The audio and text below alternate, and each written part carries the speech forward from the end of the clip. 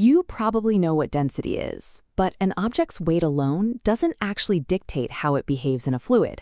Take a massive multi-ton iceberg resting on the surface of the ocean. Density comes down to two variables. The first is mass, the specific weight of the individual particles making up a substance. The second variable is volume, the actual physical space those particles are packed into. Here's the paradox.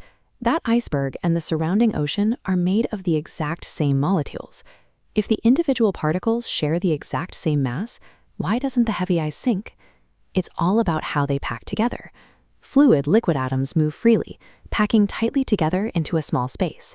But when water freezes into solid ice, those atoms become locked into a rigid structure. That structure actually forces the individual particles physically further apart. Because the ice's rigid lattice spreads its mass over a larger volume, its density ratio changes. Its overall density drops below the standard measurement of the surrounding liquid water. So when you look back at that massive, multi-ton iceberg resting perfectly on the ocean's surface, it isn't defying gravity. Because its rigid internal structure forces its atoms apart and expands its volume, it floats.